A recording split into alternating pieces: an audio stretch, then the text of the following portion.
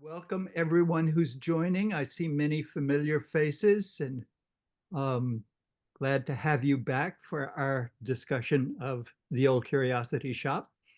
We had December off, so for the holiday season, so we're resuming our discussion that met for the most recent time back in November. So I hope you still remember some things about the Old Curiosity Shop.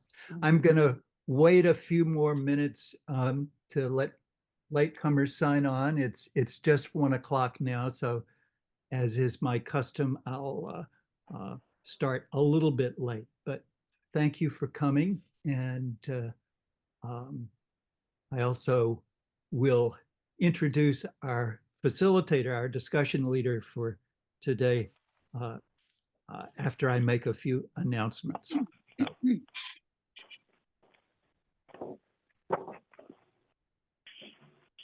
John, could I say something? Please. Well, I don't know. You probably heard that 24 of us got together in New York City at the Churchill Tavern. And on December 21st, and saluted Charles Dickens. And I think your name was mentioned a time or two. It was Catherine and Clark from Atlanta and a bunch of people from New York and people from California. And it was just such a wonderful occasion and such an indication of how much the Dickens universe means to all of us. Wonderful. And how did you happen to find each other? Well, I think Tim knows the answer to how the connections were made, but somehow or other, a couple of people got to talking, and then more and more people said, well, I was visiting my daughter in New York. And so various people had various reasons to be in New York, and we all found out about it. So we got together and at an English tavern, or approximation thereof. How lovely. How lovely. Actually, I'm going to give credit to my wife for organizing the event, and she and Tim managed to get everybody together at the Churchill Tavern for the event. It was fantastic. And how did you happen to know about the Churchill Tavern? I think that might have been Tim who had that. And if you needed to visit the restroom, you got to listen to Churchill delivering various speeches from his career. They were very nice. Again, welcome everybody. And I'm John Jordan from UC Santa Cruz in the Dickens Project, and we'll get started in another minute or so. I'm letting latecomers get settled in, and I will have a few announcements to make. We have Ava is with us, Ava Brennan, who works for the Dickens Project, with the Dickens Project, and is our tech assistant for today. And she will help me to spot any raised hands. And I will introduce Ginny Hoffman a little later on, who's our discussion leader for today. So we are resuming reading The Old Curiosity Shop, and we'll continue for another few months into April. We have meetings scheduled for January, February, March, and April to finish reading the novel. So I'm going to begin. I have a couple of announcements I wanted to make at the start. The first is that we are collecting money for wildfire support for people in the Los Angeles area who have been affected, many of them very seriously, by the wildfires that have taken place there. My wife and I have friends and colleagues who lived in Pacific Palisades, and I suspect that there are many of you on this Zoom today who have friends or acquaintances who have been affected by that. So if you're interested in contributing to wildfire support for people in Los Angeles, there are many ways that you can do that directly, but if you would like to do it through the Dickens Project, you could send a donation to the Dickens Project, to Courtney at the uh, Dickens Project address.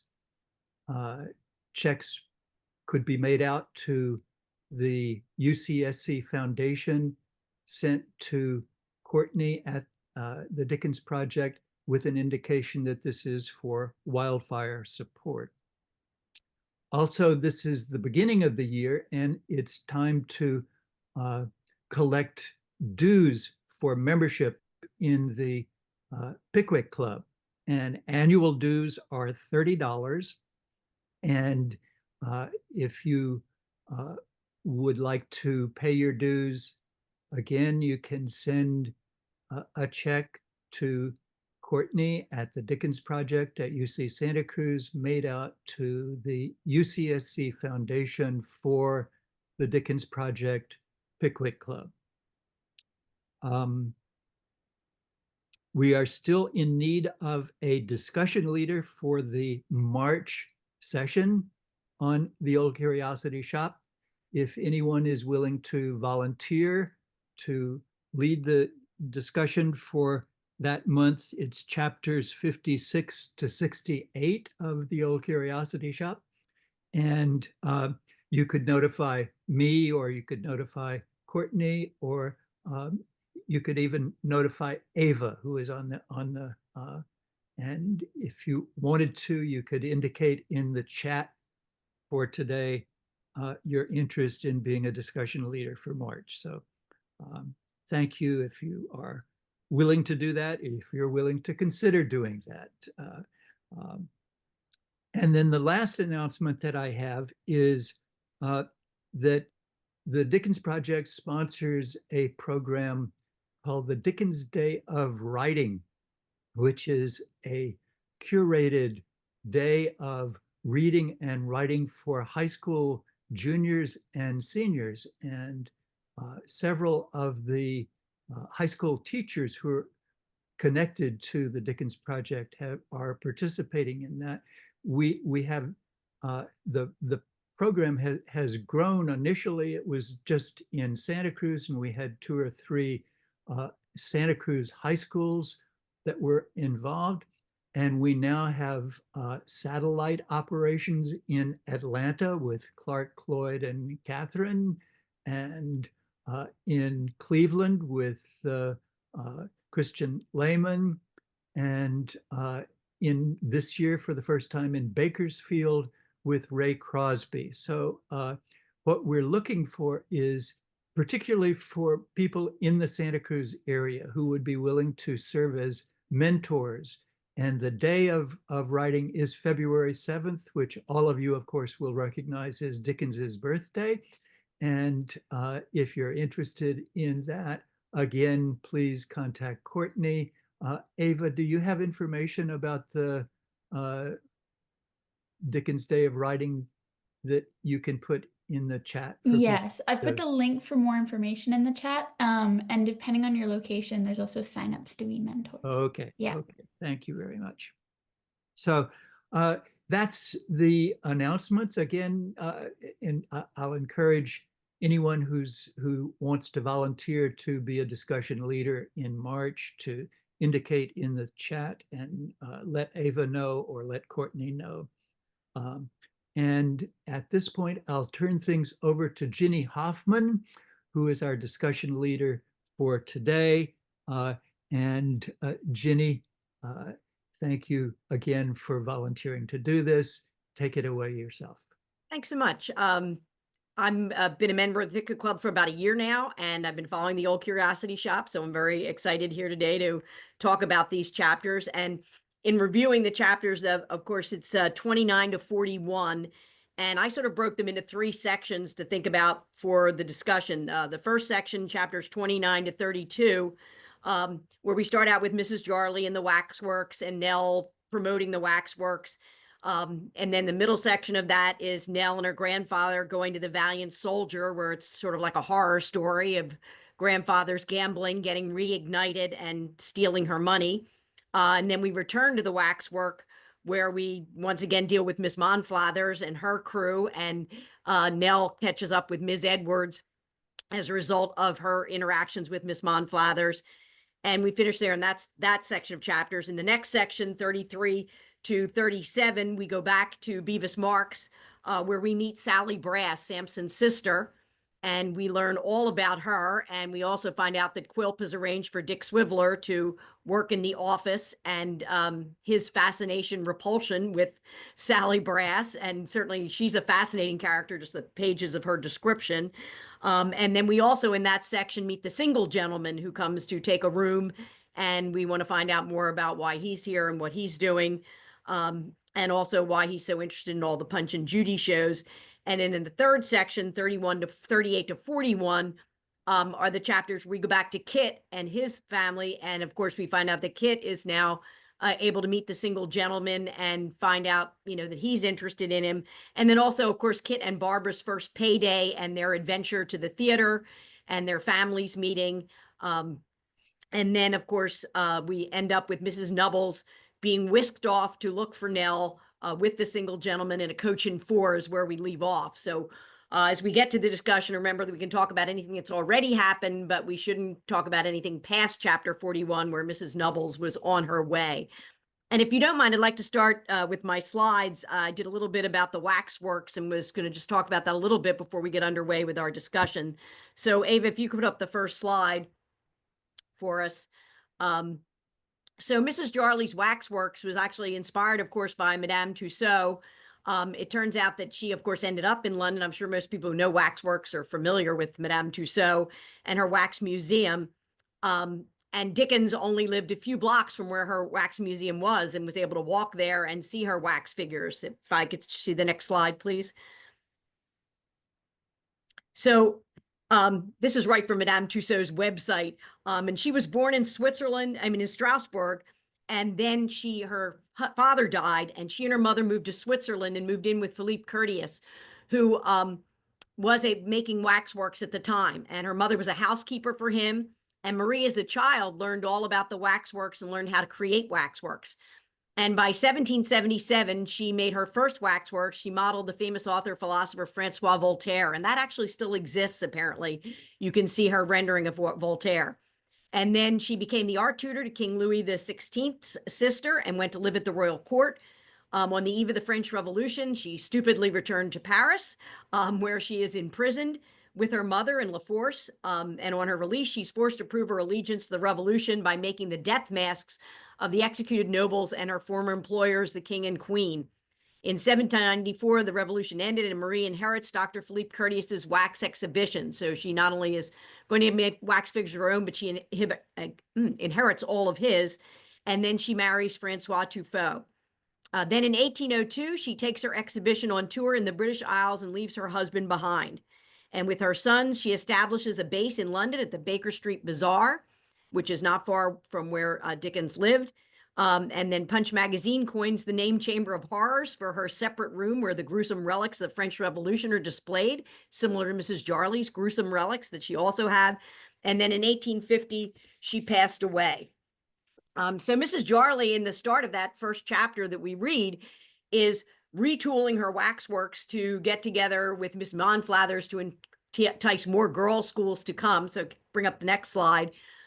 So she takes a famous murderess, Hannah More, takes a murderess and turns her into Mrs. Hannah More.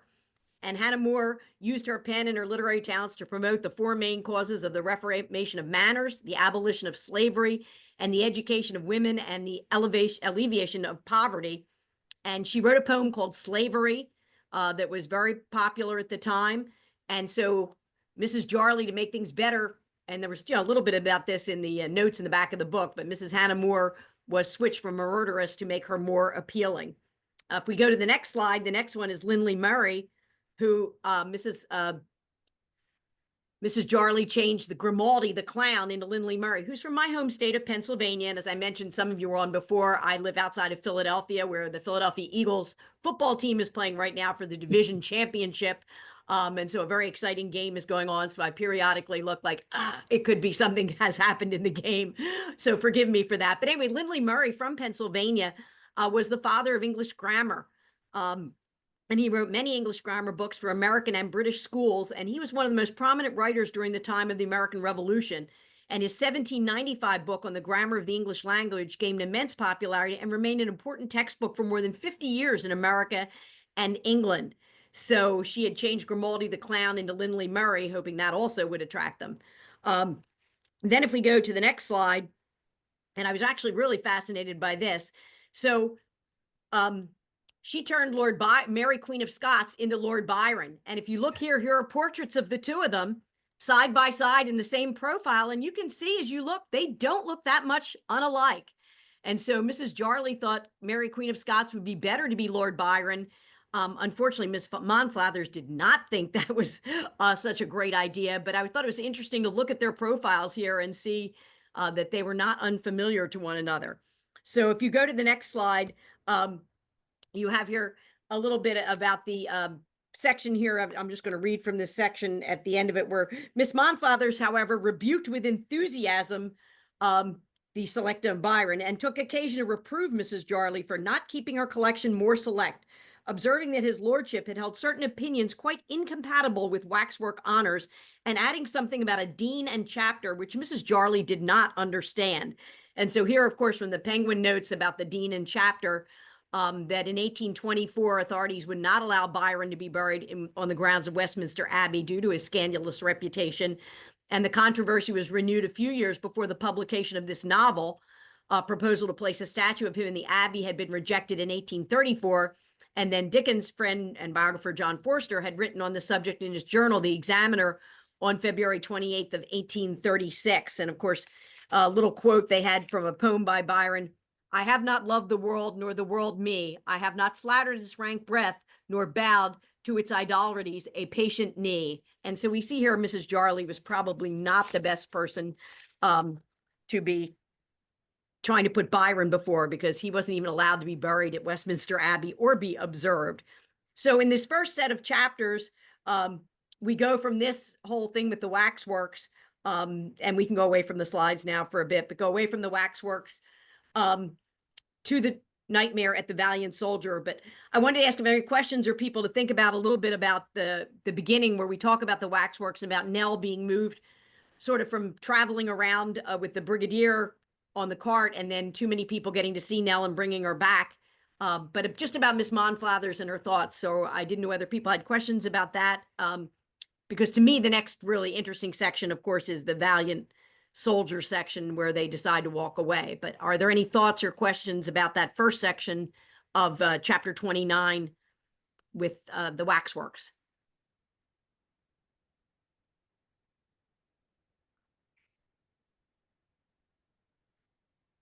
I don't see anybody there. Then I think the next sort of really most important section is the night at the Valiant Soldier. Ginny, Yeah.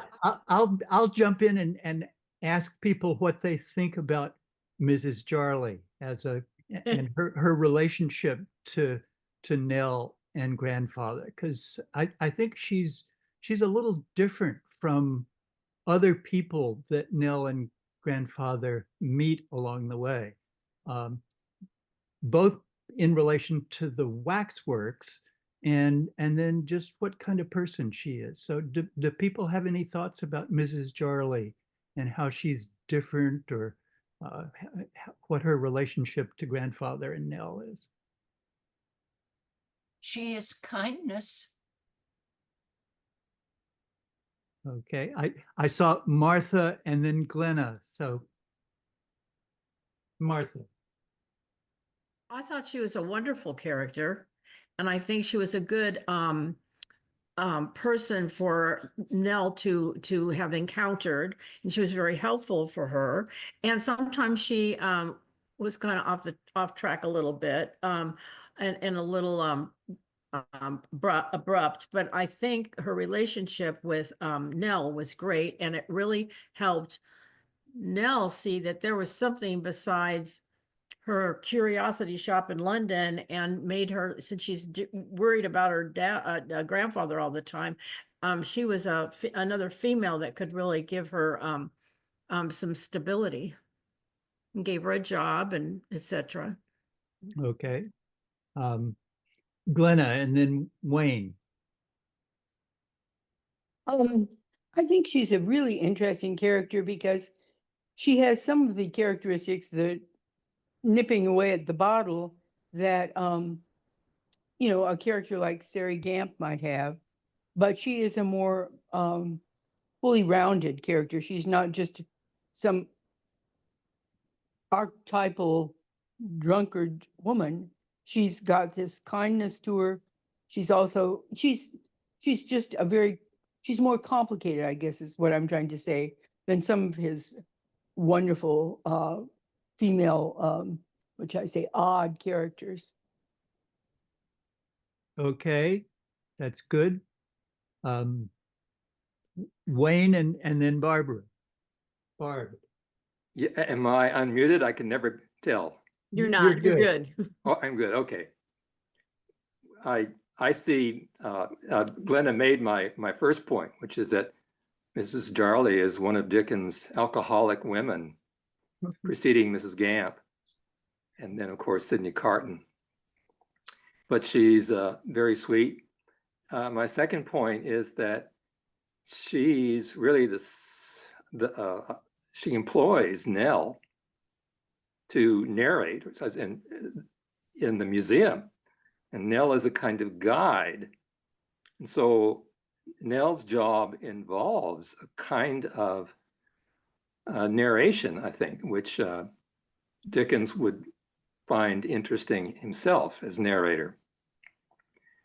Okay. And the only other point is that, and this will come up later, I think, too. Let's see, in 1841, there was still a good deal of labor unrest. And the fact that Mrs. Jarley is willing to pay a steady wage to Nell is very much in her favor. And previously, we've seen Kit's employer is willing to pay a steady wage for Kit's services. And I think it's easy to miss how really significant that is in the period of the novel, when, if I may say so, the idea of paying people for their labor, which was more controversial than we can imagine. So I'll stop with that. Thanks. Okay, those are all very good points. Yes. Barbara? Yeah, it's I find it interesting, this bunch of chapters, which seems to be a device for Dickens to satirize various things that he finds troubles with.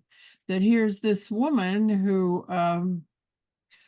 there certainly are a lot of things that could be satirized about waxworks, for instance, and he in other places he has kind of made fun of waxworks that are falling apart, in sad decay.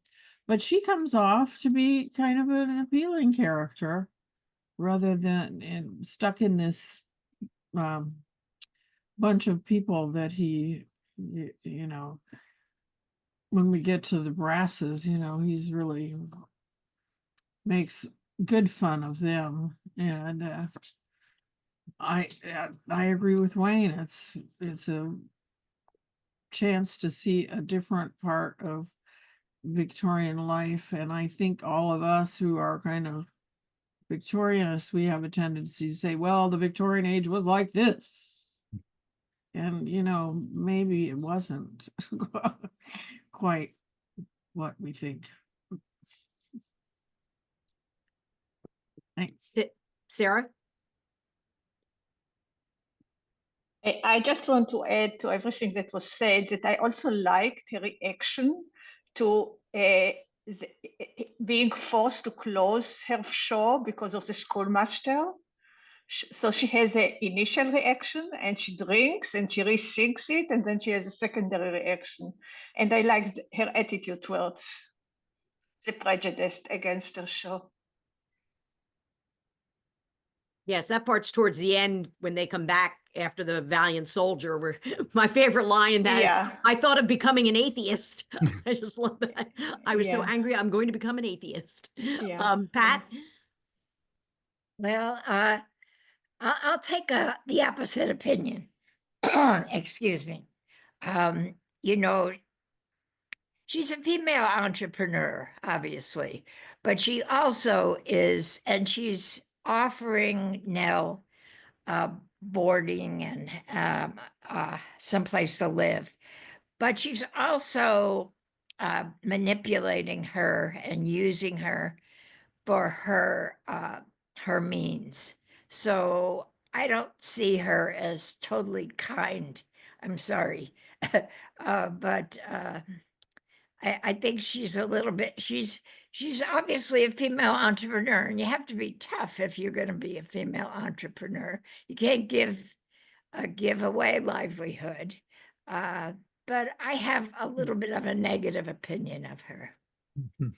I sort of agree with you on that, Pat, that, you know, yes, she's very kind to them and gives them a place to stay and, you know, making sure they eat and everything. But she knows what Nell's worth to her money-wise. I mean, and she knew when she was giving her away for free out on the street that wasn't such a good idea, that, you know, keep her in where they have to pay to get in and see her. She definitely knows that Nell's worth some money. Anybody else on Mrs. Jarley? I'll chip in a little bit on Mrs. Jarley. She certainly is an entrepreneur, and she's unique in the book, I think, in being a sole female proprietor of her business. And so that's one of the things that makes her stand out. I think she also stands out by virtue of being a woman. Most of the people that Nell and grandfather meet along the way are men. And there are two words that I associate with Mrs. Jarley that are repeated. There, you know, Dickens sometimes uses catchphrases in order to tag his comic characters. And one tag word that actually comes from the narrator more than it does from Mrs. Jarley herself is comfortable. Mrs. Jarley is comfortable, and that the narrator uses that word about her. And part of her being comfortable is her fondness for a little drink of alcohol every now and then. But in this book, alcohol is a social lubricant in many ways rather than a vice. The principal vice, of course, is gambling. But having what Dick Swiveller, who's also fond of alcohol, calls a modest quencher, that's the tag phrase for him, is part of his comic routine, if you will. And I think the same is true of Mrs. Jarley, that her alcohol use is not an abuse of that product, but a pleasant and comfortable enjoyment of it. The other tag word that is associated with Mrs. Jarley, or tag phrase, is part of her entrepreneurship. And she's a businesswoman. I mean, she really is, you know, she sees the value, the monetary value in having a young girl who can both attract an audience by her physical appearance and who's literate enough to perform the role of being a guide and instructor, a kind of teacher. Mrs. Jarley wants to promote her business as classical. That's another word that's often used about her. And she advertises her waxworks as supported by, I forget or patronized by the royal family. She wants to claim that her waxworks is of a superior quality, educational quality, to the common kind of entertainments that one might find in the traveling shows that we see elsewhere in the book. And so that's one reason that she changes the appearance of the figures from the murderess to Hannah More, because Hannah More is a socially acceptable person. Lindsay, whatever his name was, I forget. Lindley Murray. Murray, likewise, a grammar, a writer of grammar books, is likely to appeal more to Miss Monflathers and her genteel young ladies. That's a class difference.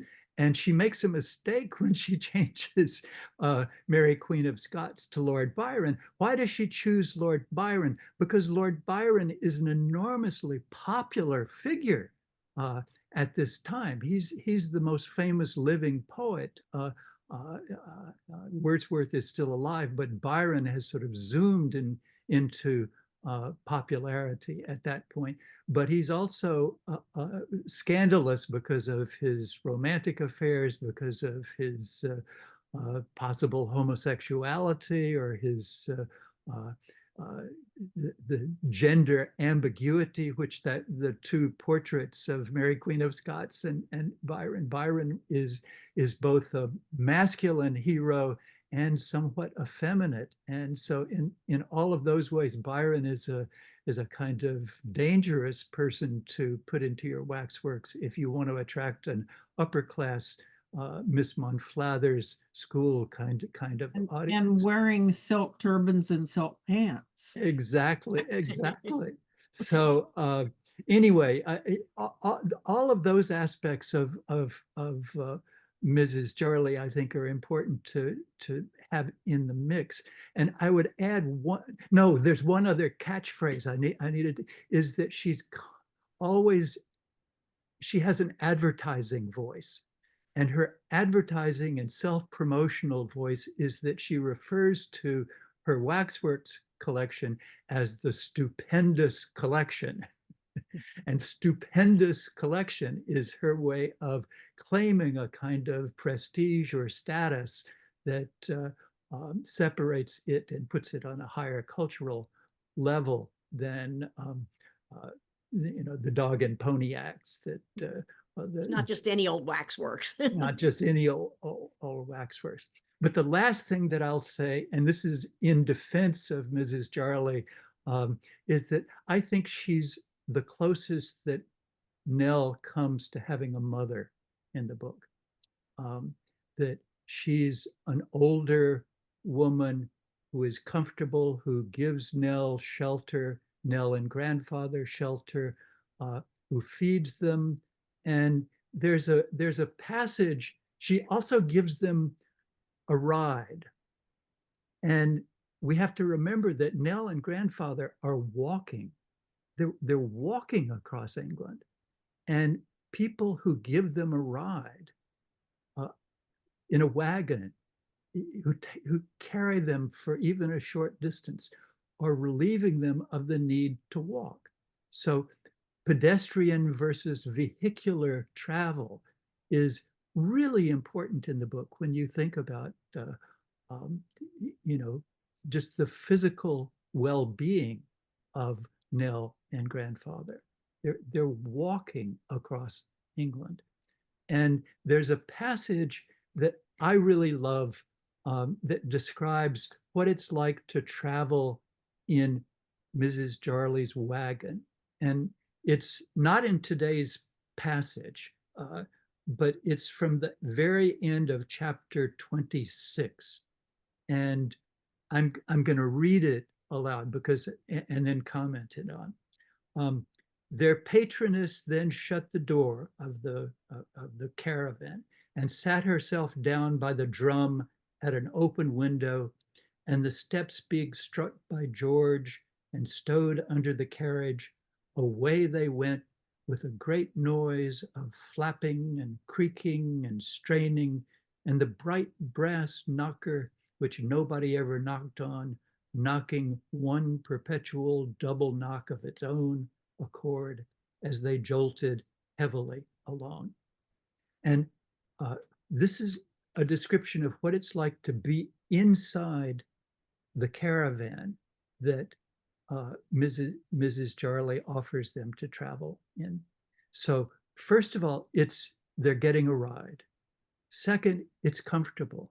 And then I love that little double knock of the brass knocker, because I think this is a little bit like the maternal heartbeat. I think this is the sound of what it's like to be inside the mother's womb. And Nell longs for that mother that's absent from the book. You know, mostly the mother is missing in this book. There are plenty of men, but there are not very many women. And what women there are tend not to be nice to Nell, like Miss Monflathers gives her a lecture about how she should be working, she should be in a factory. But Mrs. Jarley, I think, is a kind of, yes, she's a little bit exploitative. Yes, she's an alcoholic, but I think she's kindly, she's gentle, and to travel inside the mother's womb and hear that double knock is like the mother's heartbeat. So that's John on Mrs. Jarley. So I was going to say, Sarah, you've had your hand up for a while. I just wanted to see if I remember correctly, because John talked about Miss Charlie being comfortable. And I thought that Nell even reflected not only was she comfortable, she made people around her be comfortable. Is it a correct memory? I think that's what she said. She talked about her being comfortable and making people around her comfortable. And then I think she does. I think she's not like Sally Brass, right? Yeah. And I think Nell paid attention to that, and I think Nell had to learn how to be comfortable to her grandfather, how to make him feel comfortable, and not show him later on that she knows that he stole the money. So I think not only she is like a mother to Nell, and Nell learns things from her. Okay, I think that's a good observation, that Mrs. Jarley creates comfort for others as well as being comfortable herself. Yeah. Barbara? I was just going to add to the double knock thing, which I think is very skillful in the Dickens craft of use of, but we already have the explanation that it's it's a surety thing, that we know that that's a person that we want to let in because of the double knock. And then bringing it up again with the knocker is a nice job, as if he doesn't always do a nice job. That's a nice piece. Dickens always does a nice job. So I was going to say, as we after all this with Mrs. Jarley at the beginning, grandfather and Nell decide to take their walk and head out for a long walk and get themselves a little bit lost from where they thought they would be. And along comes a storm. And I feel like this section is sort of like one of the, horror stories in Pickwick, when he goes along and he has these periodically weirdo stories in there. They end up at the Valiant Soldier. It's pouring rain, it's thunder, it's lightning. They're in there. They've got these strange characters in the back. And of course, lo and behold, the grandfather realizes they're playing cards for money.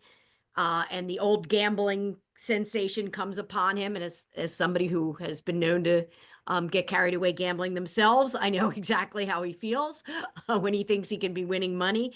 And it's interesting. I want to point out from Edgar Johnson's biography on Dickens, he said, The old grandfather's crazed belief that he can gamble himself into a fortune and make his grandchild a lady is a fantasy upon the 19th century dream of speculative wealth derived from the stock exchange as both a gambling table and a Golconda pouring forth gold. And people were speculating. And one of the other things I looked up on this, it said the vicissitudes of this is the British stock exchange, not ours. But the vicissitudes of the stock exchange are like those of the gambling table. A story is related, specially illustrative of the rapid fortunes made in the old wartime when the funds ran up and down every time Napoleon mounted his horse. So that whole idea of the gambling. So in this section, not only the gambling, but I was fascinated by the creepy nature of this. And if I could just have slide 8 up, I just want to read this one quote from the chapter. For those of you of your book, The Penguin, it's chapter 30, page 234, is a section that I had here that I just wanted to read that made it seem so creepy. Then on it came again, silent and stealthy as before, and replacing the garments it had taken from the bedside, dropped upon its hands and knees and crawled away. How slowly it seemed to move, now that she could hear it but not see it, creeping along the floor. It reached the door at last and stood upon its feet. The steps creaked beneath its noiseless tread, and it was gone. You'd take down the slide after that, but that to me just really centralized how creepy this entire section was, between the gambling, the stealing of the money, all of that. So I see Peter there. Peter, do you want to speak up on this?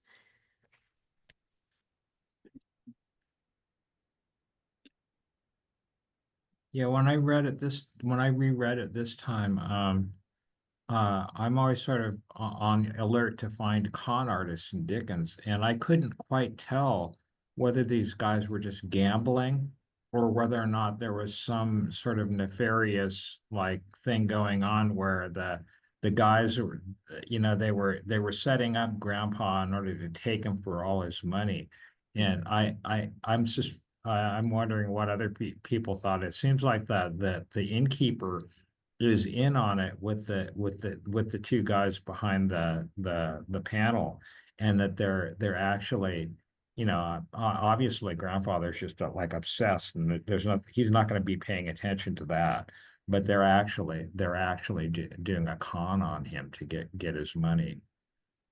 Anybody else have that sort of? Yes.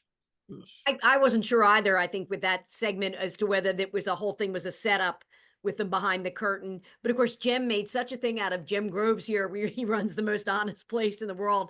Maybe that could have been just the lead into the setup about how he talked about how honest and what a good place it was. And then suddenly they're in a card game where, the grandfather doesn't stand a chance. Of course, if he'd only had more money, the cards would have turned around for him. He just didn't have enough time for that.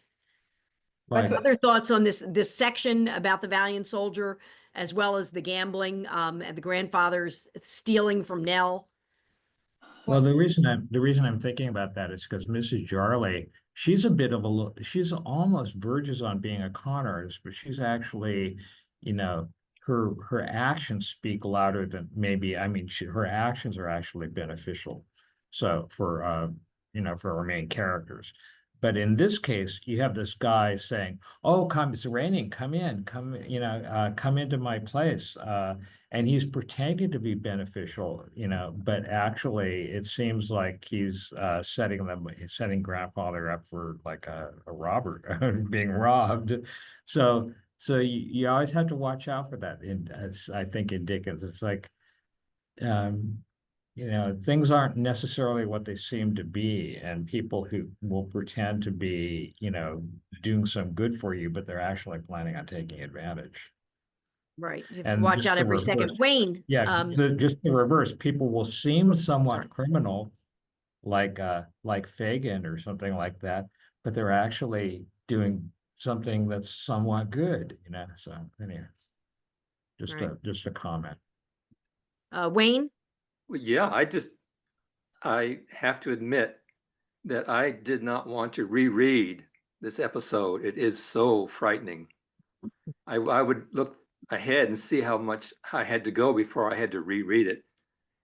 And I finally did reread it, but it is a tour de force of writing It's one of those episodes, if I ever taught creative writing, I would have to point out to aspiring writers that we get Nell's point of view in this harrowing way throughout the passage.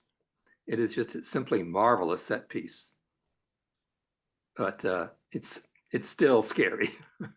Definitely scary and creepy. Yes. Barbara and then Glenna.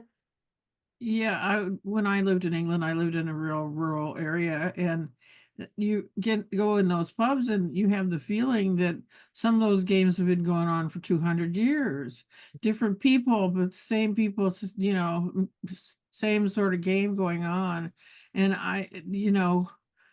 somebody mentioned in the chat how Gothic this was, and it is it except for the sounds, I think, quite a Gothic thing. And of course, to me, Wayne saying that he didn't want to reread this. I don't like rereading the gambling addiction part. That is, I don't want to understand that. But I read it online this time, that section, and it was much better for me. Thank you. Glenna? Well, yeah, I'm very interested in what other people are saying. I found it really hard to read this. I found it so painful to read this. I mean, it's terrifying, but then when you realize that it's grandfather and he's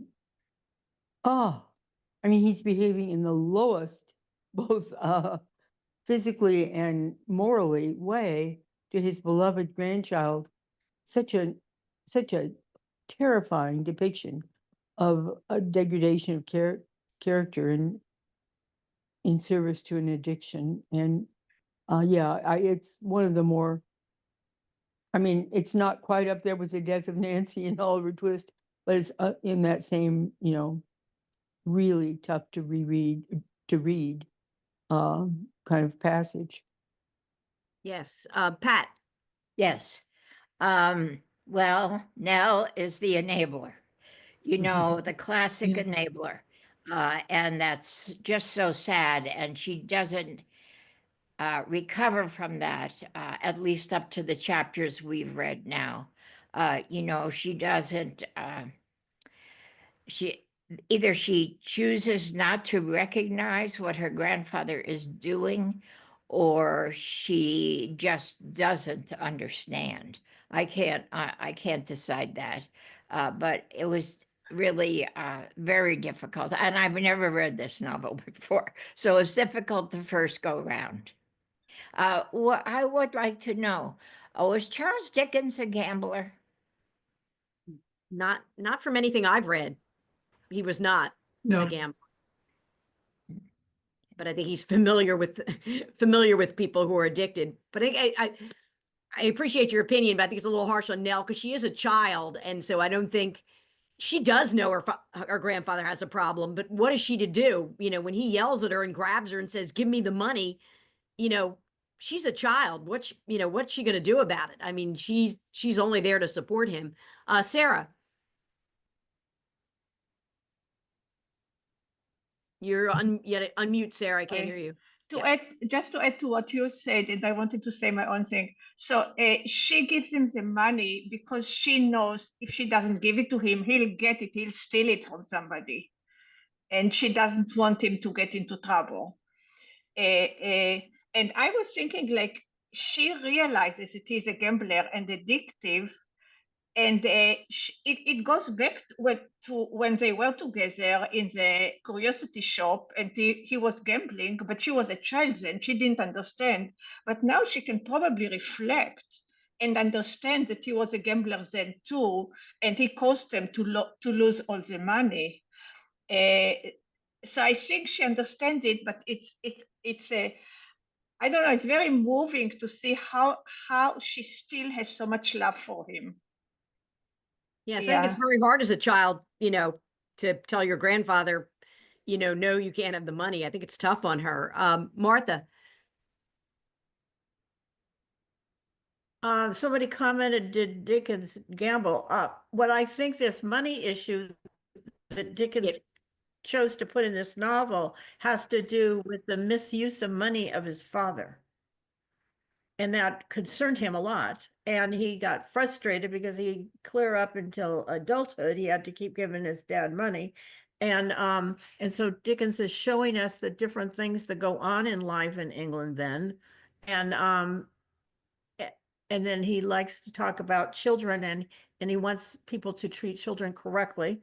And I think he's just pointing out to his readers that these are not things that should be going on. Yes, and I think he had other relatives as well that were in financial trouble. That's why he kept writing. He kept saying it was supporting half his family. An interesting thought I had when it was, you know, as we were coming into the start of these chapters, Nell was talking about having nightmares about Quilp and how much he scared her. And at the end of this section, I felt like, who should she really be afraid of, Quilp or her grandfather? I mean, who's more scary for her, or really presents a real problem to her life? The grandfather, you know, is it the grandfather more than Quilp? He's sort of a horror show of his own, even though, you know, we definitely know Quilp's a horror show. And whether people think about that, whether, you know, the grandfather's somebody she should be afraid of. Lindsay. Yeah, I just wanted to chime in and say that I definitely had that thought. I have read a lot of Dickens, taught a lot of Dickens, but never this particular novel. And number one, it stresses me out to read all of this. Just the continual running away and needing to find shelter.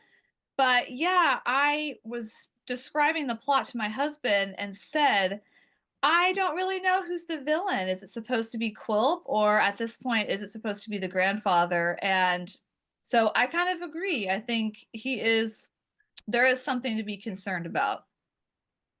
Definitely. John, you have your hand up. You can jump in anytime. Many people have suggested that this is a scene of sexual molestation by the grandfather. What do people think about that? I have to say, I read a little bit about that in some like JSTOR articles and things, and I was like, well, once again, this is when he's going right behind me, but it could be that. I'd be curious to see whether other people thought that.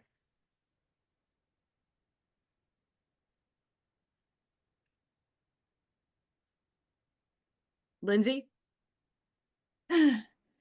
Yes, I agree. I was just typing in the chat that I was concerned that every male figure, including the grandfather, did seem to be either assaulting her or were interested in assaulting her. It definitely came across that way to me with multiple characters. Yeah. Kirk? Yes, I just wanted to say I'm a newbie to Dickens, and I'm so enthralled by the language that a lot of these subtleties escaped me.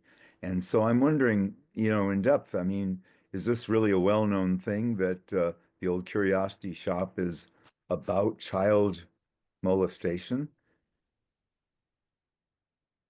I'm not sure. We can hear what some other people think on that. Let's see. I've got David and then Pat. David, go ahead.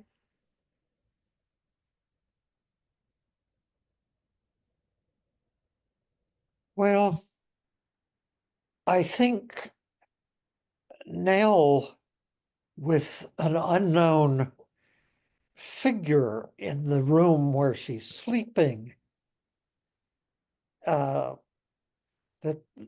has to be in the back of her mind as one of the possible threats. I don't think it's a book about child molestation, although it's more in the line of child neglect or child abuse, which is again and again and again in Dickens. Of course, with the grandfather, you feel that he's such a total dummy. If you come into a card game with a bunch of people who play together all the time and none of whom you know, you kind of have to be a bit suspicious. And if you gamble a lot in a game that involves some skill, and you always come away a loser, you have to assume either that you don't play this very skillfully, or that maybe you're being swindled. Yeah, I would say though also if you're an addict, it's a whole different thing. You just know you have to keep going because every time you lose, you have to bet more to get it all back. Pat. Yes, thank you. Definitely, he is abusing her. Not necessarily, not sexually. This doesn't lead me to think that. But, you know, he's telling her, go out and make some more money so I can go gamble. In this day and age, and I live in Henderson, Nevada, by the way. Okay. And so we would be sending him to Gamblers Anonymous. I mean, he is in his whole, he is a gambler and an unresolved gambler. And I don't know if it'll be resolved yet. Certainly without some counseling or whatever. I don't know that there was counseling in Dickens' time, but it's a sad situation where she is being bullied by her grandfather, and she even considers going out and earning more money to add to his pot of funds so he can gamble more. It's very sad. Yes. And I think also, as somebody mentioned, to keep him from stealing from Mrs. Jarley or somebody else to get that money. Yeah. Jonathan. Greetings, everybody. I'm a great admirer of Harry Stone. I have his book. I don't know if you can see it, but it's The Night Side of Dickens, Cannibalism, Passion, and Necessity. And wondered if I could very quickly read 2 paragraphs. I think that Quilp and the grandfather both, in a way, want to devour Nell. They want to, if there's some cannibalism that comes in, they want to, and it's also sexual, I think. And what's really interesting is Stone brings out the jealousy that Quilp has when the grandfather kisses Nell on the cheek. And I'll make it as briefly as I can. Can you all hear me pretty well? Yes. Yes. Yes. In the old curiosity shop, we find a very different appetite for human bodies. The irrepressible Quilp delights in calling himself an ogre. He calls out, and we, like his wife, who is alternately terrorized and charmed by him, soon come to agree with a self-designation. In one episode, Quilp, unobserved, greedily watches Nell and her grandfather. His greedy watching, a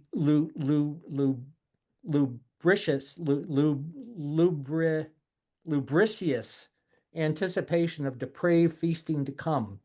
Following in the fat boy's gourmandizing footsteps, of course, in Pickwick, Quilp regards Nell as the fat boy regarded Mary as a succulent morsel.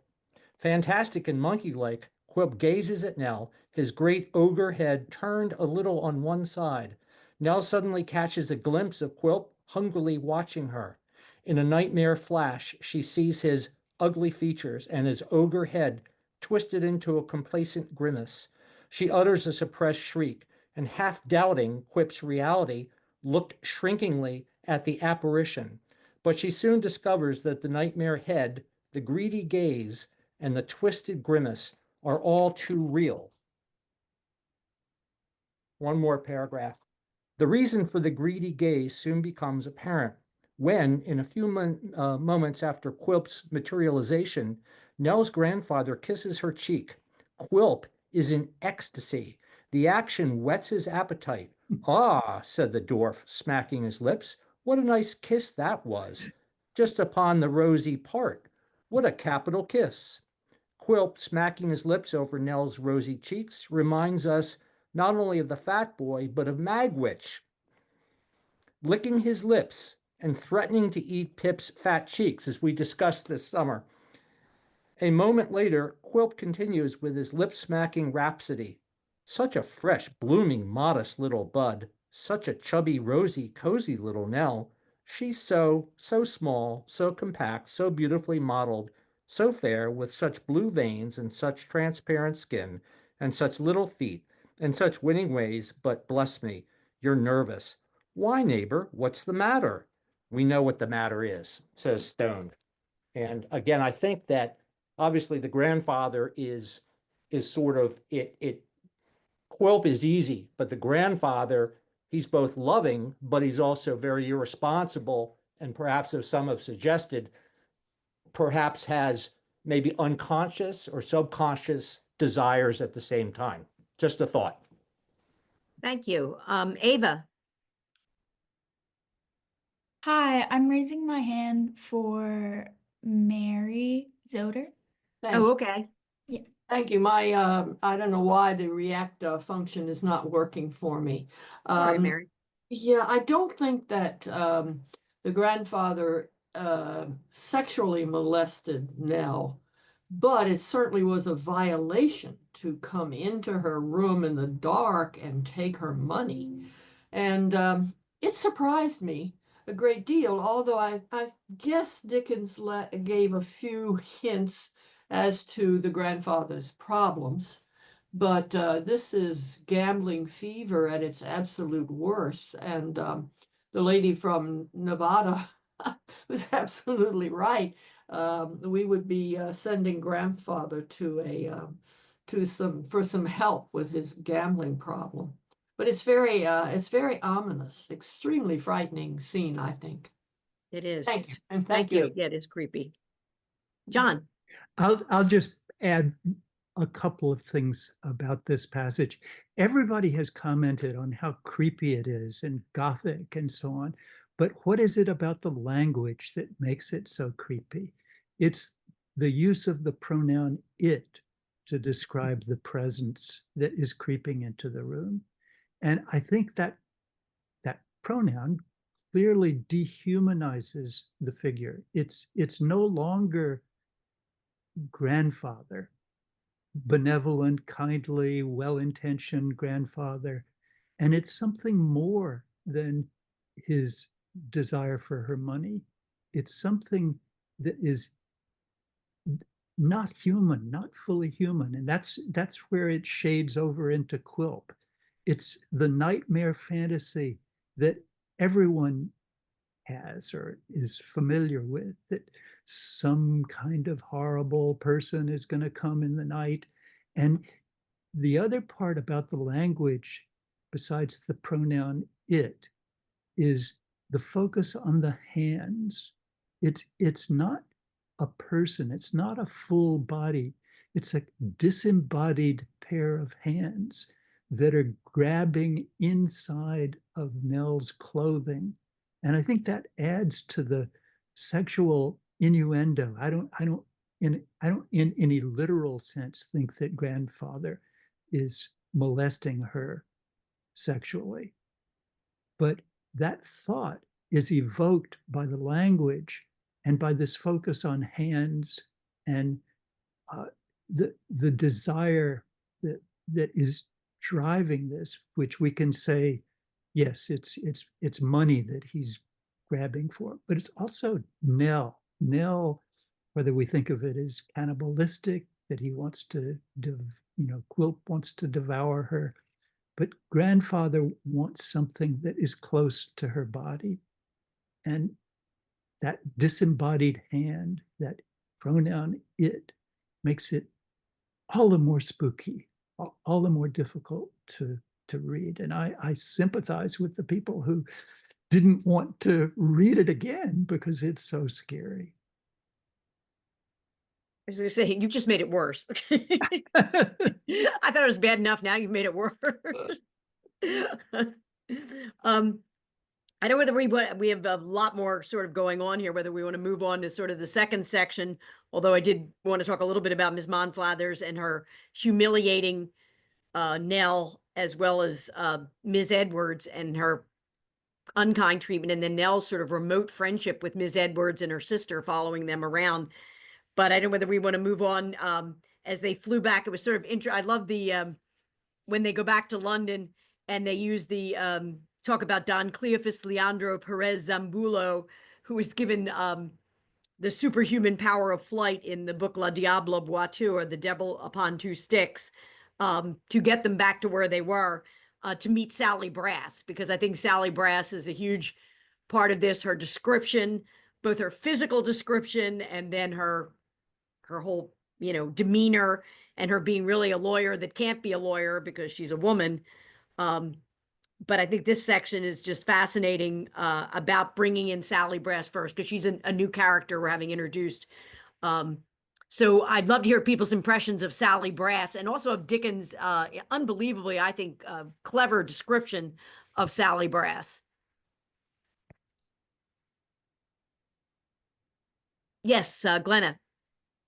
Before I talk about Sally Brass, I want to talk about Nell's response to Miss Edwards. Yep. John has talked about how Nell is in search of a mother, but Nell doesn't have any close female friends either.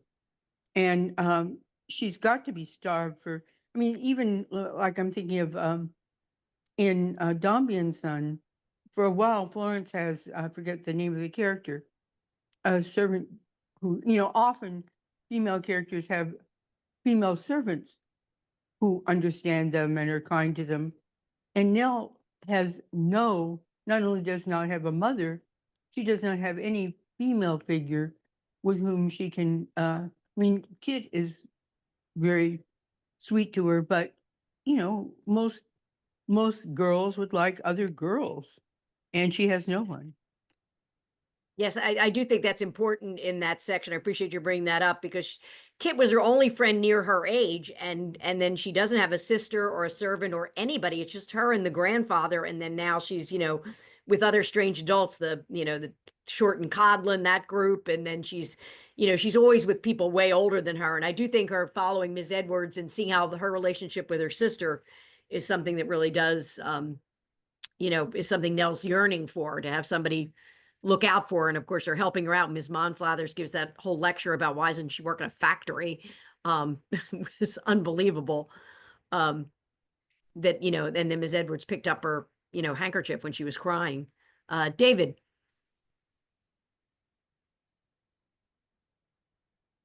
You need to unmute there, David. I can't hear you. Okay, got it.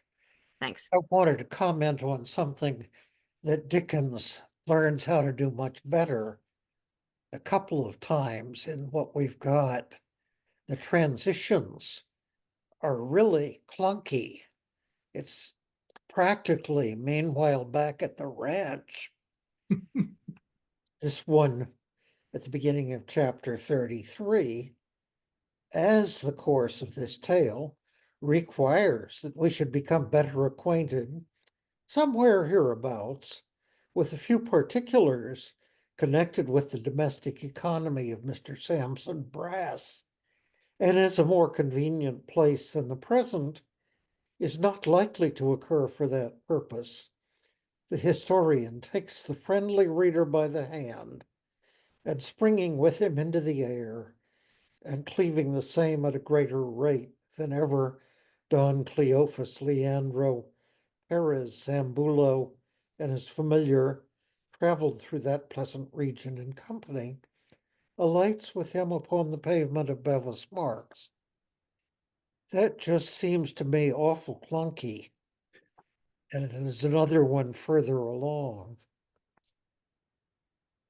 Right. He is trying to figure a way to jump back and forth, because he's covering a lot of different plots, because the next section that'll jump to is Kit and what's going on there. And it does seem a little bit, I have to admit, like, meanwhile, back at the ranch, what's been happening with, Samson Brass and, Dick Swiveller and Quilp, and what are all those people up to? And let's bring on somebody new. Well, we've got a couple new characters come in this section of chapters.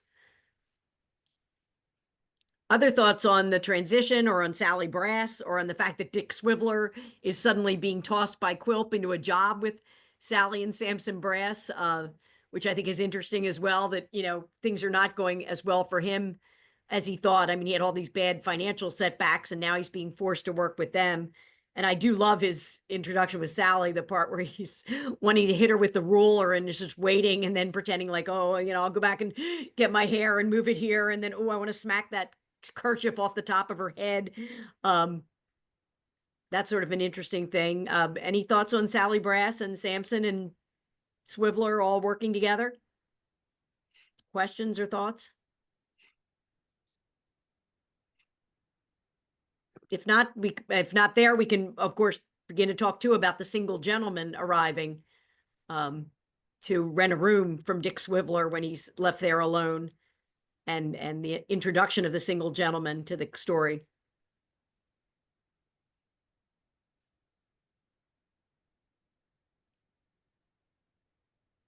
Because I think the single gentleman, certainly to me, is interesting with this little machine that makes breakfast, that provides everything. John, go ahead, and then Mary. John? Yeah, I'm interested in the clunky transition that David points us to. And one way to think about this is that it's clunky and that it's artistically gauche. Dickens hasn't learned how to do a transition gracefully if he wants to switch focus and switch characters. But I think it's also has to do with the improvisational nature of the Old Curiosity Shop, that the Old Curiosity Shop is not a well-made book. And it even sometimes enjoys not being a well-made book. It's just as you can suddenly transform Mary Queen of Scots into Lord Byron, you can transform the story of Grandfather and Little Nell into the story of Sally Brass. And that's what, if you're not writing what we now think of as the conventional 19th century novel, where everything is neatly sewn together, the way that Dickens will learn how to do later on with David Copperfield or with Bleak House or any of the later novels.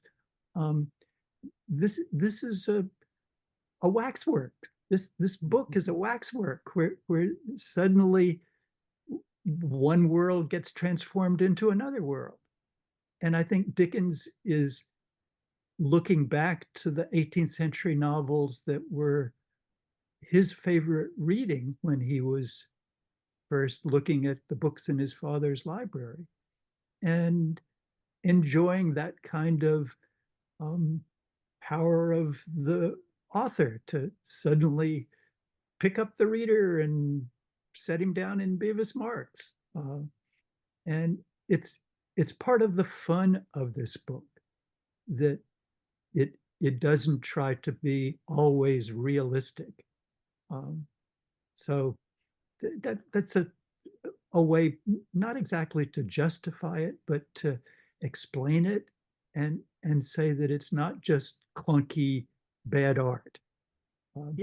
It's part of the fun of this book. It's part of what's distinctive about it. Right. We've got Mary and then Peter. The gentleman, the unknown gentleman, is quite interesting, and I'm still not certain what his motives are. I'd like to think they are benign, but then I'm not sure, because Mrs. What is her name? Kit's mother's Kit's name? Needles? Nubbles. Mrs. Nubbles. Okay, has gone off with him to look for Nell. And I hope everything turns out well. I did like that scene, though, in which the hotel guest slept, I guess, a total of 26 hours. And the Brasses and Swiveller were very upset about it. And it was a wonderful scene, which the illustration is great, in which Swiveller's standing on the ladder to try to peek into the room. And then the Brasses make a quick exit once the door is open. So there, and let's see who said it. the gentleman who spoke just before me, I'm new to this, obviously. He was right. It is a fun novel. There are scenes in it which are quite amusing and yet also quite threatening and scary. Yeah, I have to say, I love that scene when he was sleeping the 26 hours and they decided they should charge him more, that if you're going to sleep that long and make us anxious, that you have to pay more for that privilege. Peter.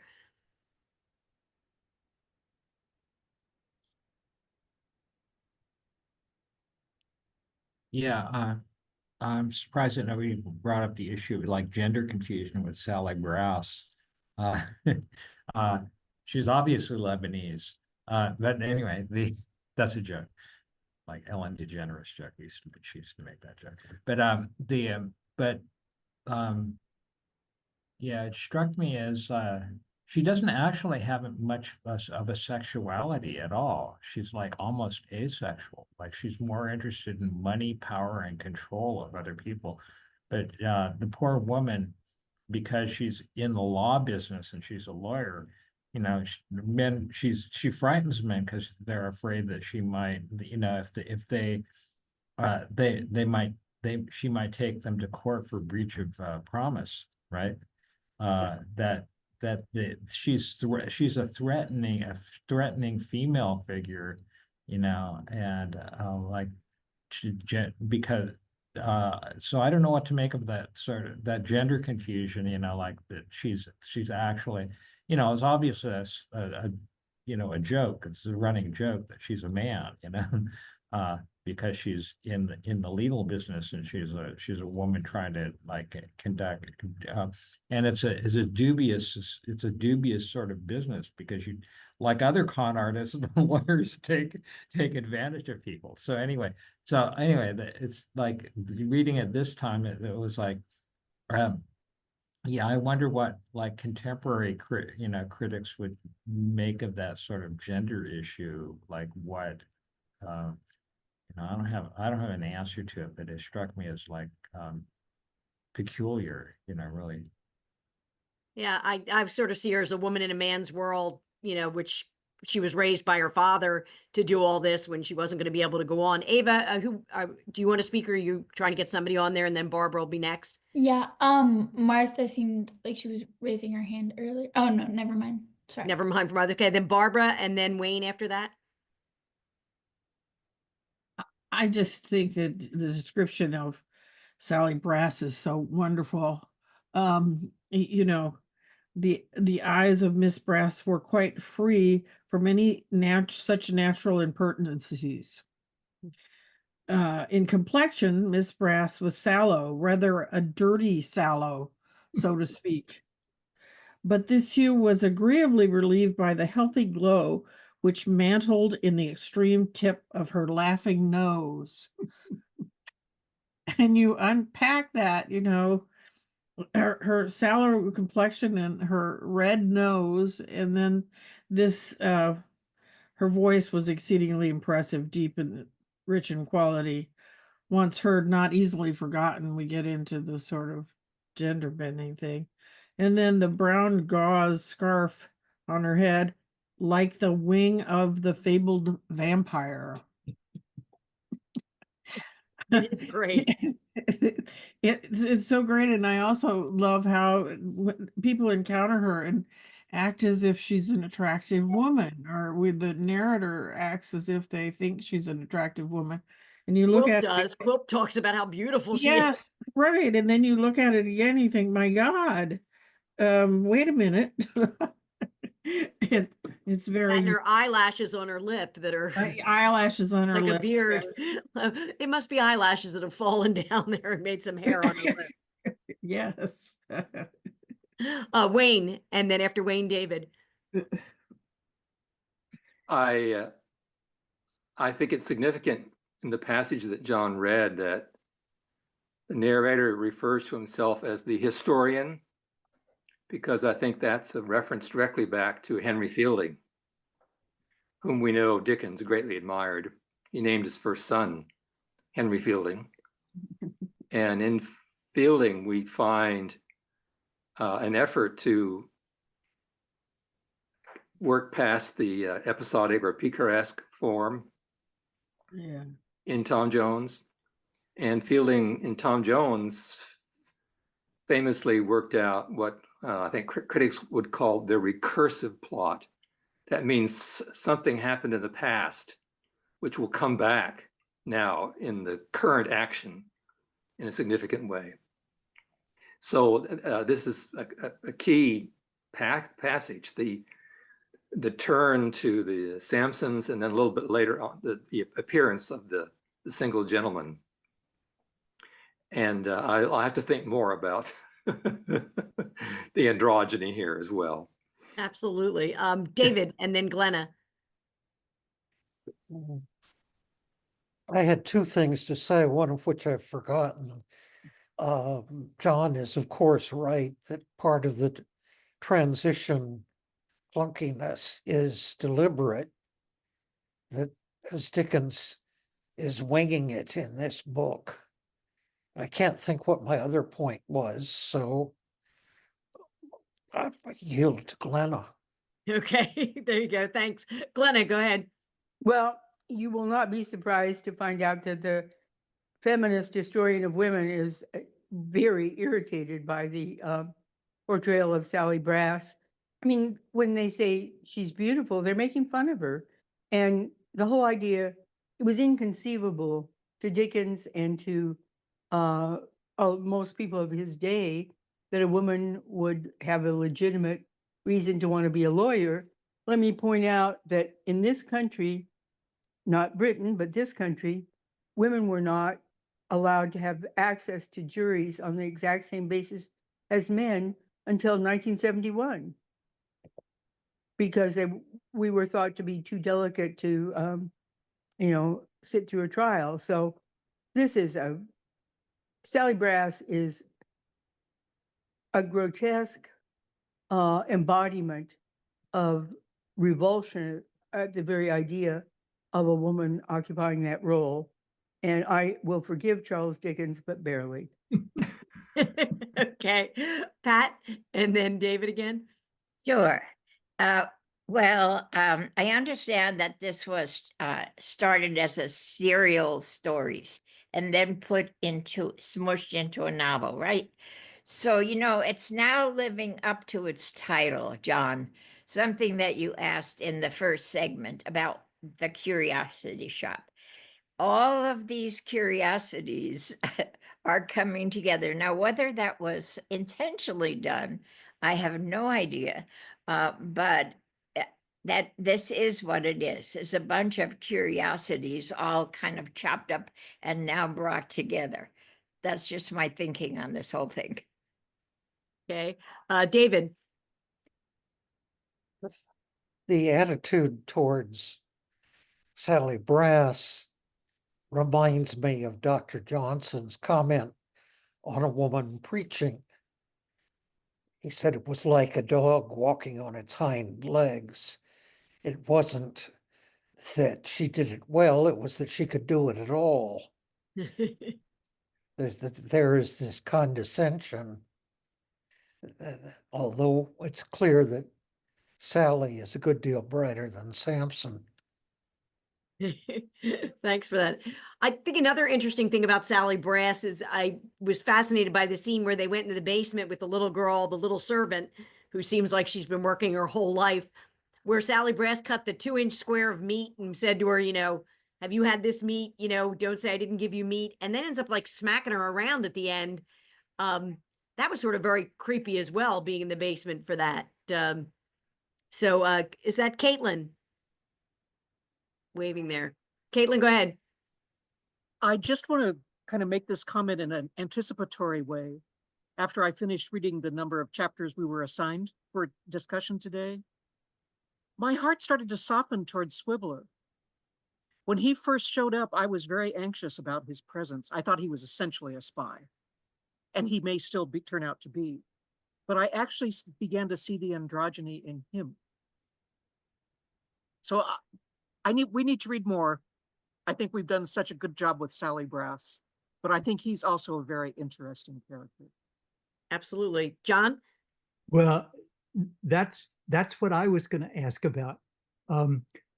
Swiveller is fascinated by Sally Brass. He stares at her.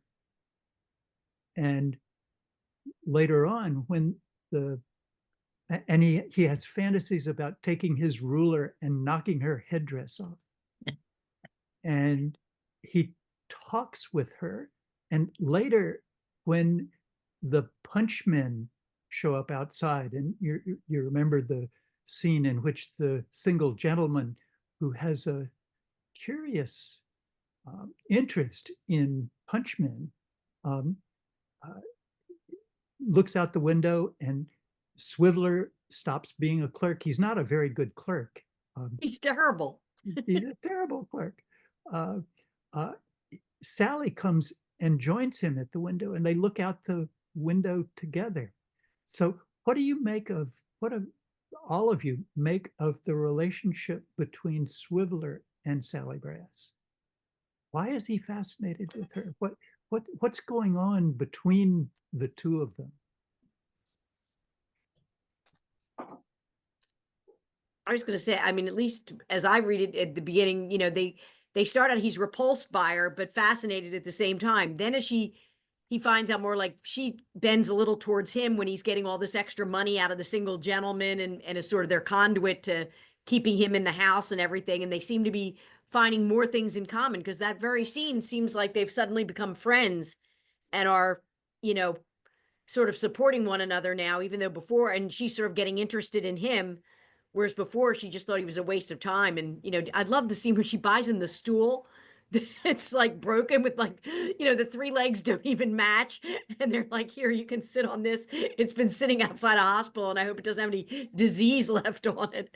You know, and she went from that buying this terrible stool because she's such a bargain hunter to sort of watching with him there and getting along. I don't know whether other people think. I'm looking for some hands to come up. Well, this may be this is definitely an overstatement of the situation. But what do you think about the idea that Swiveller is flirting with Sally Brass?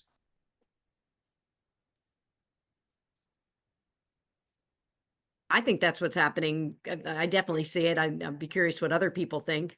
Or put it a different way, slightly different way. Flirting may be just a little bit too strong, but that he's playing with her. I thought, you know, his staring at her in the first scene, in that when she appears, it's like, you know, I thought he can't possibly be interested in her, can he? Yeah, it's kind of like he, you know, I did get a sense that there was something strange going on with his, yeah, like that he's playing with her, or that he's peculiarly fascinated with her and he wants to like prod her or something like that, or there's something going on, you know, like that he's interested in you know, poking her or pushing at her or something like that. Yeah. Sarah? My sense was that he feels that there is some mystery going on, and he's trying to understand more about the mystery, because he's also interested in the little girl, the servant girl, and what's happening. So he tries to understand the relationship and what's happening in this place. Yes. What else? Why does Quilp want to get a job as the clerk at Samson Brass's law firm? Quilp is the one who arranges that, and Samson Brass has recognized, or he knows, that Quilp is his richest client, and so he wants to do whatever Quilp wants. And Sally Brass says, we don't need a clerk. You know, she's effectively doing all the work of a clerk. And Yeah.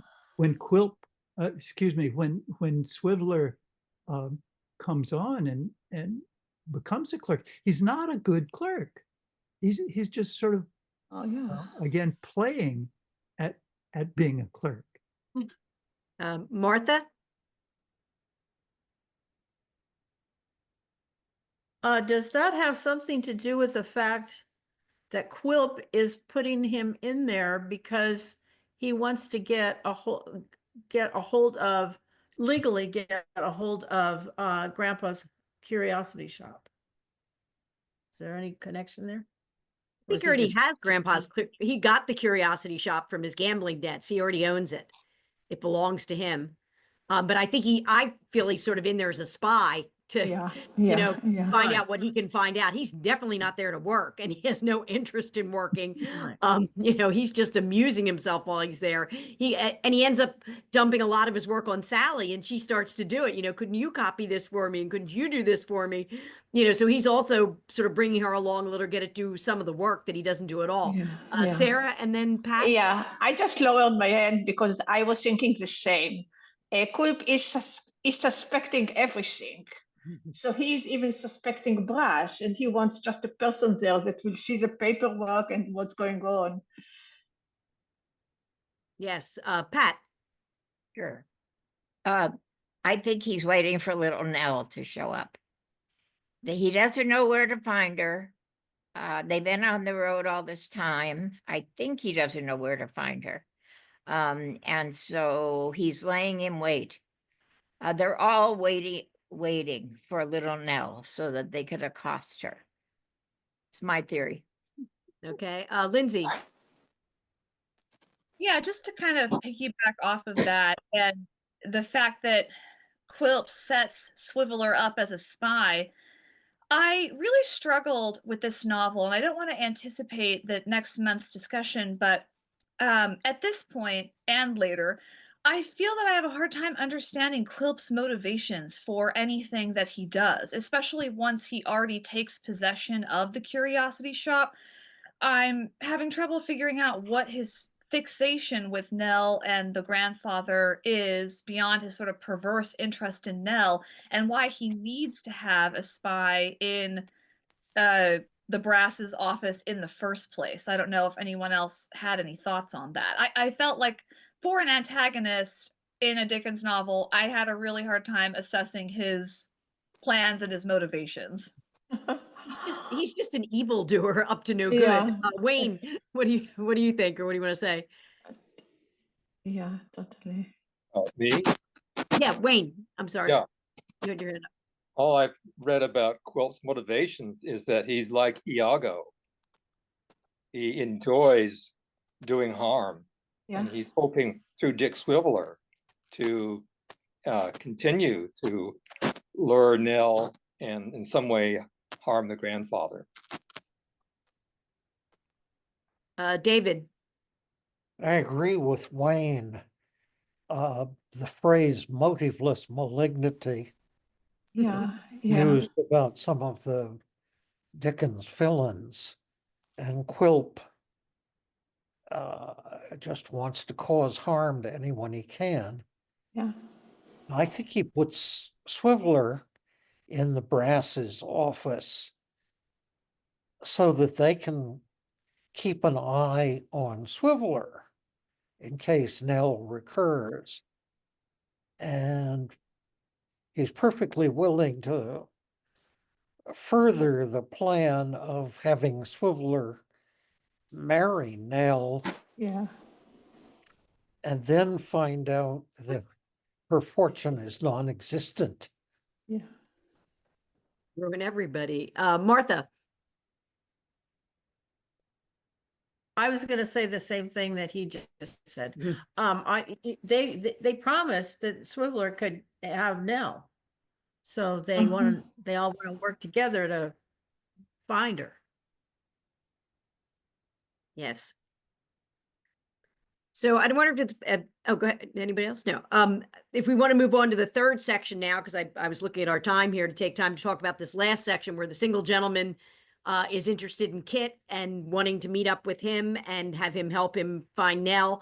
And then also I do want to take time to talk about Kit and Barbara's day at the theater and evening at the theater and their oyster thing and just the constant, poor Barbara, because like I cannot believe how clueless Kit is in his relationship or somewhat relationship. So if we could just look at some things that happen in those last couple chapters where the single gentleman is looking to engage Kit, and Kit, of course, wanting to stay with the Abels and not leave.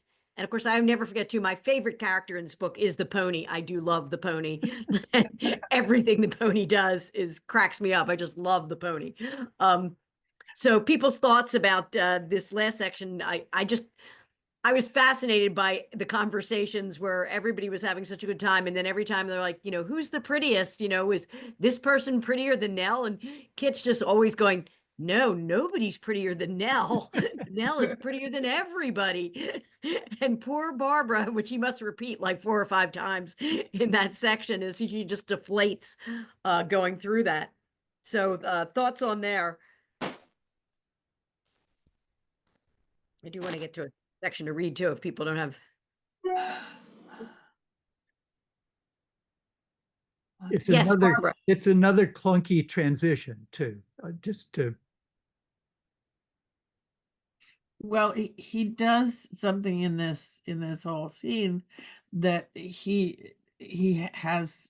doing in the craft of the work as well. They go to this play, they have this experience and the oysters and the whole thing, and they're transfixed by the whole thing.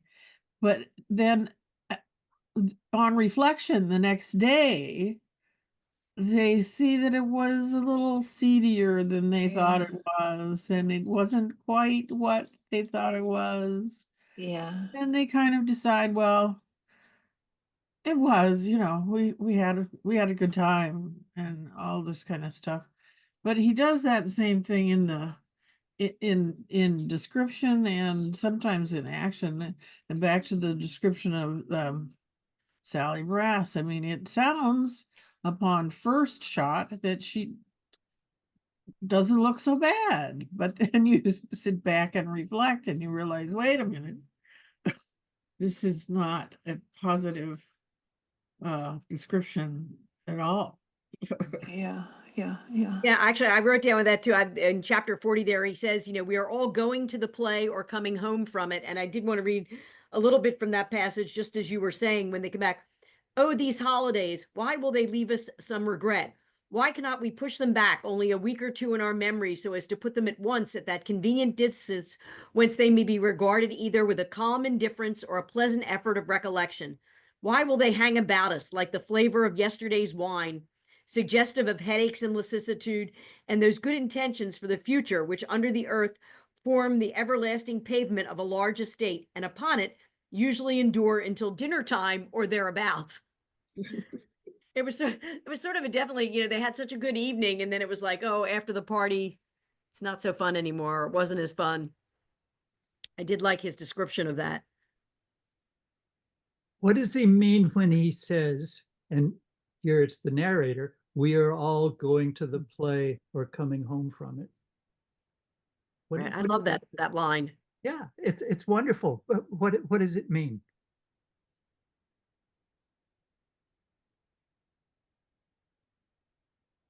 I'm looking for other people. I could jump in if nobody else has thoughts. Go ahead, Barbara. Aren't we all? We have all these anticipations of the things that we're going to do. We're going to go to the Christmas party, or we're going to go to the office party, or we're going to go to the play, or we're going to go to the music thing. And then you go and it's over, right? And we come away from it, and I have a former student who remembers chapter and verse every single rock concert, minute by minute, that he has been to. And to me, it is a a disease. But no, he's come away from it, and he's still trying to revive it, but he's not doing a very good job of it. And don't we try to revive the things that we come away from a little bit? try to make them into something more they weren't. Yeah. I think too, it's, you know, a case of we're all on our way to be doing something or having just done something. And so everybody is sort of in their whole life is coming and going. You're on your way to whatever it is you're doing every day, or you're coming back from it. But every experience you have, you're anticipating it and then you're coming off of it. That's sort of what I think he was saying, that we're all always in the midst of either coming or going from some experience in our life. Yes, Ernest. Oh, well, I think you said what I was thinking. It was just, to me, living in the present. We're not living in the present, but we're living in anticipation of how good something will be, or we're regretting how maybe it wasn't what we thought it was. But that was said. Glenna? Well, I also think perhaps that every day is a performance that other people put on for us and that we put on for other people. And so in that sense, every day is a little self-contained play. I like that. Thank you. What about the scene comes towards the end of this, with Kit going to get his mother at the little Bethel church and trying to get her attention? And who else, of course, appears at the little Bethel church but Quilp, sitting there staring at the ceiling the entire time. But I was fascinated by the whole thing of, you know, and the mother feeling bad about having gone out and had a great time. So she had to go to church and have some fire and brimstone yelled at her to get over that, having a good time. I thought some interesting views on Dickens' ideas of religion and people sleeping through the sermon. Thoughts on that, you know, scene in the little Bethel church? Glenna, you have your hand up still, or you have something? I have something to say about that, but I had not lowered my hand. But what I would say about that is Dickens is really hard on dissenting clergy. There isn't a single one. I'm thinking like George Eliot's novels. She has some, you know, Methodists and so on who are really good people. But Dickens, in Pickwick Papers, I think it's in Bleak House, there are these dissenting clergy who are greasy. He often uses the word greasy. And yeah, very disparaging. Yeah. Wayne. Yeah, I agree exactly with what was said. There's a point where Kit upbraids his mother because he's afraid that her church attendance is spoiling her ability to have fun. And I think Dickens shared that he did not want people to feel bad having fun. Exactly. Mary. I think that Dickens in general is very hard on organized religion. It's not necessarily any particular denomination, but I think he's hard on it in general. He sees hypocrisy. He often sees it in religion, and he you know, lets the reader know that. Yeah, absolutely. I think his whole thing about all the various people sleeping through it. And once again, it's fascinating. Why was Quilp there? I mean, I know he's always out looking for information. So did he follow Mrs. Nubbles to church thinking he'd find out something, or is he just sitting there? Why was he there? That really threw me, like why he got there to begin with. I could see if he followed Kit, because Kit had talked to Chuckster, who had talked to Dick Swiveller, that they knew he'd been with a single gentleman who was looking into Nell. I could sort of see that, but he just shows up at that church with Mrs. Nubbles, and I'm wondering if anybody else has an idea why he was there. Quilp is everywhere. Everywhere. He's omnipresent. When we least want him, he's always there. Yeah. And then, of course, you know, as we careen towards the end of these chapters here, we've got poor Mrs. Nubbles having to be thrown together in only moments to the coach and four to be whisked off to find Nell. And her, you know, protests. What about the children? What about the clothes? What about where am I going? What am I doing? And why am I going on this adventure? was sort of an interesting way to finish up this section. Thoughts on just this whole section, or any, parts up to now, up until Mrs. Nubble's departure? Thoughts, questions, ideas? I'm wondering about people's response to the Astley's visit and the oyster scene that follows. Why is that in the book? Yeah, Lindsay. Mine was not about the oysters. I just wanted to have a reaction to Mrs. Nubbles. I don't know if it's just my mommy heart. I have 3 little kids around the same ages as her kids. And that scene where she describes, like, at first she agrees to go on the trip thinking it's fine. And then she starts to think about, oh my God, what's happening to my kids at home? Do they have their mouth on the tea kettle? Are they falling into the fire? That really stressed me out. And I kept looking ahead to see, like, well, did the kids come out okay? Anyway, just wanted to throw that out there. Absolutely. David. General reaction.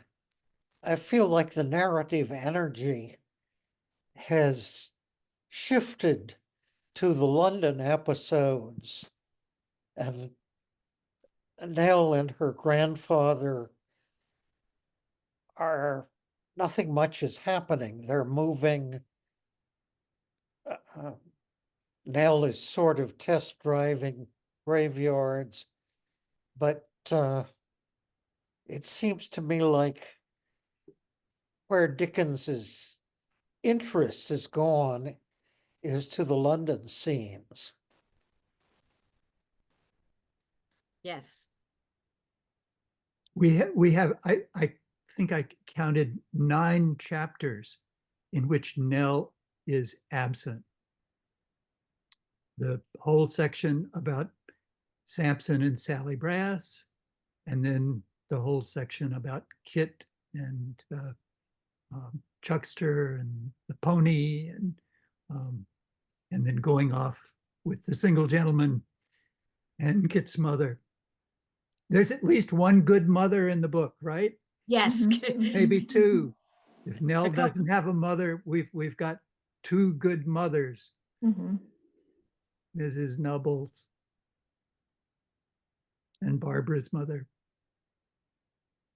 Yes, I think it's interesting that they sort of, Nell's, I feel like that after the valiant soldier and then her being humiliated by Miss Monflathers, Dickens decided to, let's switch to something complete, like Monty Python, and now for something completely different, having the whole Sally Brass, and then also the Kit, and that whole thing at the theater was just like a nice respite of something nicer to think about, like them having a grill, getting paid and having a great day, going to the theater with the circus and the animals, and then going out for oysters. And Kit was like a real man there. It was kind of neat how the guy at the said, yes, sir, I will get you whatever you need, sir, and bring the mulled wine and bring the oysters. It really made for a nice sort of break from the tension of Nell worrying about her grandfather, Nell worrying about Quilp showing up. It broke the tension, I feel like, those 2 sections. Barbara.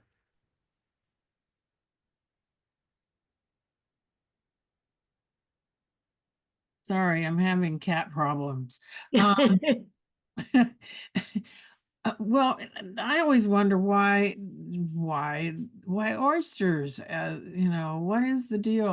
My parents certainly were children of Victorians, and my parents had that same attitude that oysters were just the thing for a celebration, and I hated them. But it's why is that thrown in there? And it's very theatrical, which we have lots of scenes that are very funny and theatrical in this book. But it does seem, I like your Jenny, your idea that it's a kind of an emotional break, but it still is an odd scene, I think. Are we supposed to assume that that's what anybody that got a wage in that class group, that's the sort of thing they would do. It's kind of interesting. Yeah, I do think seafood was very plentiful, and the shellfish, like oysters, were something that were available. And just like now, oysters are very popular. I mean, I live in Pennsylvania, but at the Jersey Shore, there's oyster restaurants all over the place. We just go and have oysters, and almost everywhere now has oysters. But at the time, I think they were plentiful and inexpensive, not like having a roast of beef that they couldn't afford. They could afford oysters and have a lot of oysters, whereas they couldn't afford to have, a roast of beef or a goose or whatever. Because when you're always in Dickens books, like particularly Pickwick, where they're always eating and drinking like every 35 seconds, they're always having like 9 courses to every meal. But for Kit and Barbara and their paycheck, oysters and, the beer, and things they had, that's about all they could afford. So I think it was inexpensive then, not like now where oysters are a lot more expensive, depending on, where you're having. They're like $3 a piece or even more, depending on where you go or what kind of oysters they are.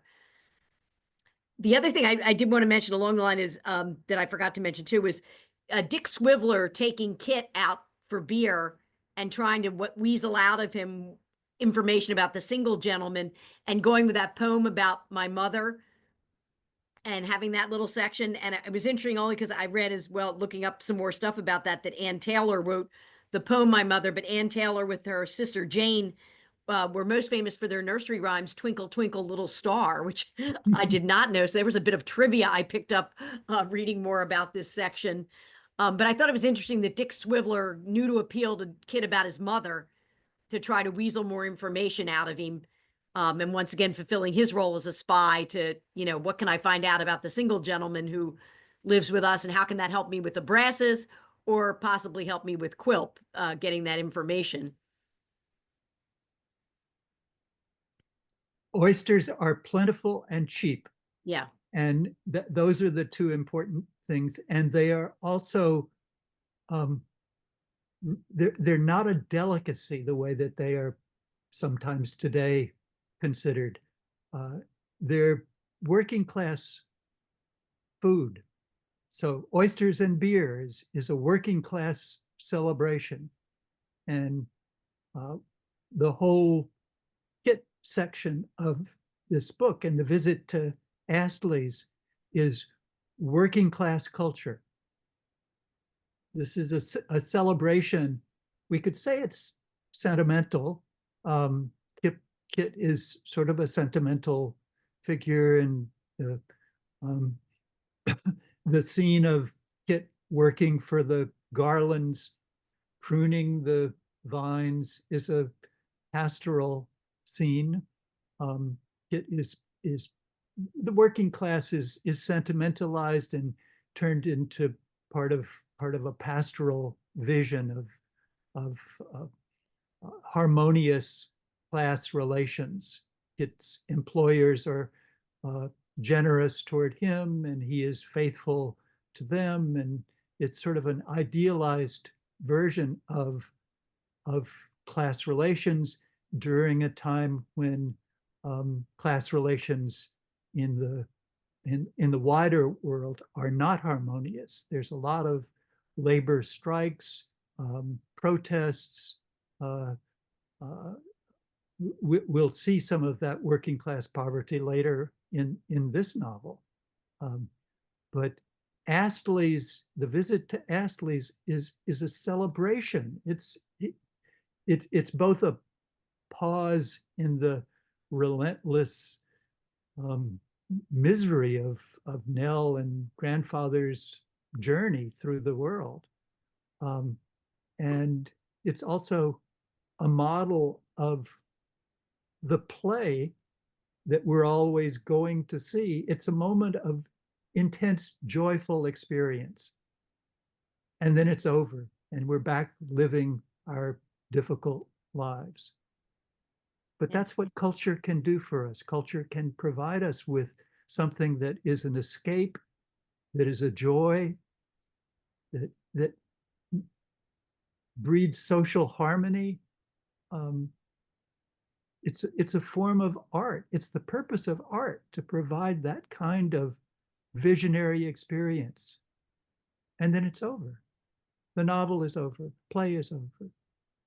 And then we live for the next experience that transforms us and makes our lives feel fuller and more complete and joyful.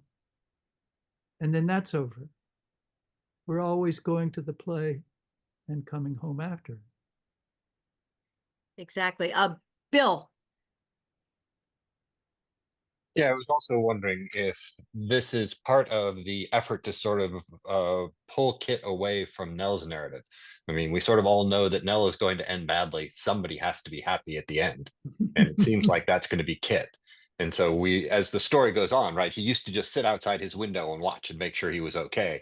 And then she moves away and he's left behind. And now we see that he looks like he might have a happy life in front of him. Whereas, Nell's situation continues to Don't talk ahead for people. Don't go too far ahead on Nell for people who haven't read it before. Yeah, but somebody already gave away the ending in the last discussion. But yeah, it does seem like we're starting to see Kit take a different path than everybody else. That we're going to continue to have the dual parted. Nell's doing something and something's going on in London, but Kit's life seems to be diverging from those two. Yeah. And Yes. where does Swiveller fit into this? Sort of like his name, he swivels back and forth between being helpful, and trying to be a nice person for some people, and then just trying to see what he can get out of everything. Why is Swiveller in this book?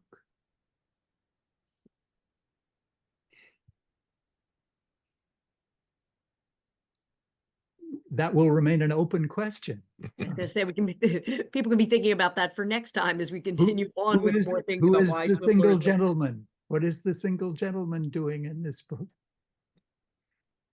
Well, we know he's looking for Nell, I hope, and we're hoping that's going to work out.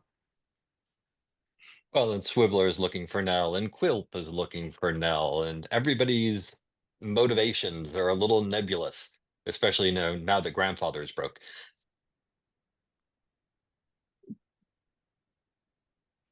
Definitely. Any final thoughts as we come upon we're getting close to 6 o'clock here. I just do want you to know the Eagles are winning. It's very exciting. For anybody who are not paying attention to the football, they are winning. Final thoughts on this section where we range from the waxworks to the valiant soldier to the brasses to the theater. We covered a lot of ground in this. Swiveller, like Whiskers, is comic relief at times.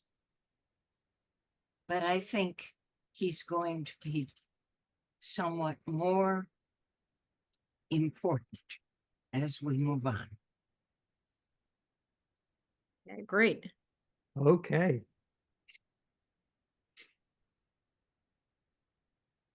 Well, I'll say thanks to you, Jenny, for your leadership.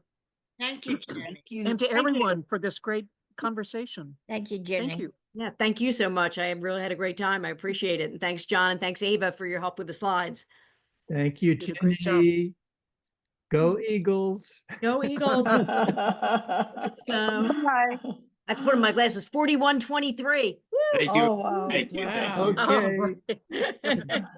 Thank you all very much. See everybody next month.